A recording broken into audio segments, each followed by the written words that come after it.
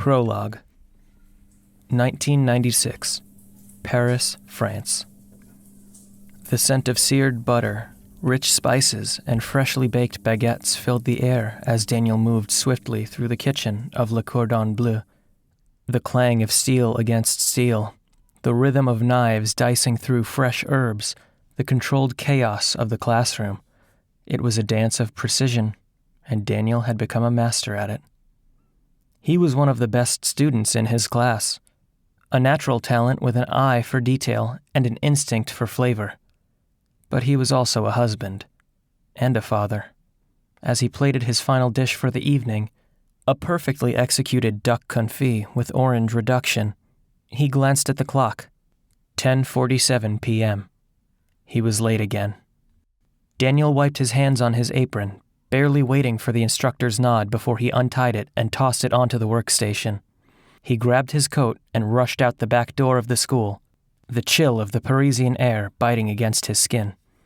By the time he reached their small flat on Rue de Grenelle, the apartment lights were still on, and he already knew what that meant. Daniel opened the door quickly, stepping inside. The soft glow of a lamp illuminated the living room, where Megan sat curled on the couch, her arms wrapped around herself. She didn't look up. He sighed, closing the door behind him. I know, I'm late. Megan exhaled sharply, shaking her head. Late doesn't even cover it, Daniel. He ran a hand through his disheveled hair, his chef's whites still dusted with flour and oil stains. I got caught up in... Megan interrupted. In school, in your dream... Megan finally looked at him, her eyes tired, distant. You don't even see what this is doing to us, do you? Daniel swallowed hard. Meg, we're almost at the finish line. 1 more year, that's all. She let out a bitter laugh. 1 more year? And then what? We move back and you open a restaurant?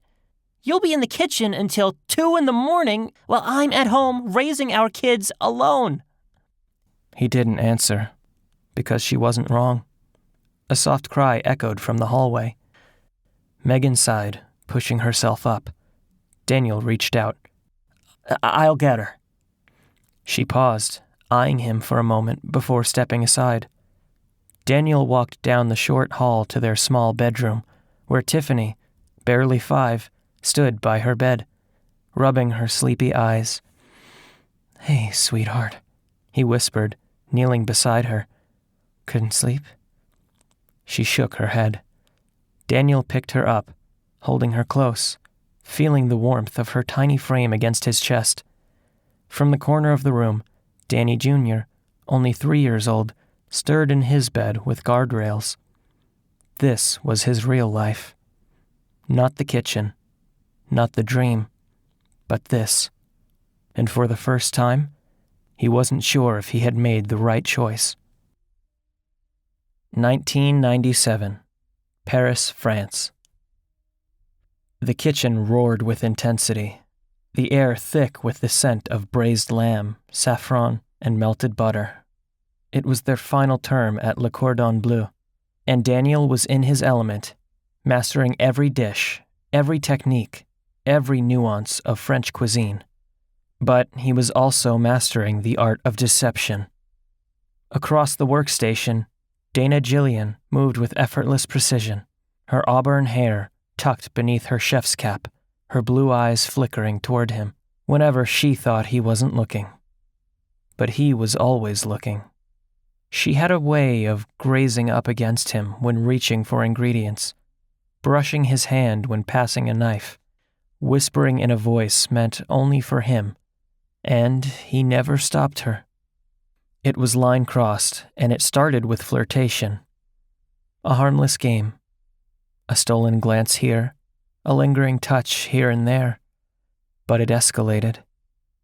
It happened in the stockroom, surrounded by shelves stacked high with imported truffles and aged wine. Dana had cornered him, her breath warm against his ear. You're too careful, Daniel. She traced a finger down his chest, resting it just above his apron tie. "What's a little indulgence?" He knew it was wrong. He knew he had Megan at home, exhausted, taking care of their children. But at that moment, he didn't care. He let Dana pull him into the shadows. It wasn't love, not even close. It was heat, recklessness, a secret he couldn't afford to keep. And yet, he did. By the time graduation rolled around, Daniel had buried the affair beneath the rush of exams, final dishes, and preparations to move back to the U.S. He hadn't spoken to Dana in weeks. But when he put on his chef's coat for the final ceremony, he reached into his pocket and froze. A small folded note. He hesitated before opening it. "Don't forget me when you leave. I'll miss every inch of you. D." His stomach clenched. He shoved the note deep into his pocket, forcing himself to breathe. It was over. Dana was in Paris. Megan and the kids were his future. He convinced himself that Megan would never find out. But fate had other plans. New York City, 1998. The grand opening. The lights were bright. The tables were set. The name of his restaurant, Le Dernier Plat, gleamed in gold lettering from the entrance. Daniel stood in his crisp chef's whites, shaking hands and smiling for cameras. This was his dream made real. Nothing would stand in his way. Megan was at his side, their children at home with a sitter. She looked proud but exhausted, her smile not quite reaching her eyes. She had sacrificed so much for him, and yet he had betrayed her. The note that ruined everything. It happened 2 weeks earlier. Daniel had come home late, his mind still buzzing from the restaurant's overwhelming success. Megan was already in bed. The house was quiet, but as he walked into the bathroom, he saw something on the counter. His chef's jacket, and next to it, the note. His heart stopped. Megan's voice cut through the silence. "Who is she?" Daniel turned slowly. She stood in the doorway, arms crossed, her face unreadable. "Megan, don't. Just tell me the truth." He hesitated. "It was nothing. It was stupid. Was it real?" Her voice cracked. "No." He swallowed hard. "It was a mistake. That's all." Megan nodded slowly, processing. Then she turned and walked away. She never brought it up again, but the damage was done. Their marriage had been cracked before. Now it was fractured. And deep down, Daniel knew it was only a matter of time before it shattered completely.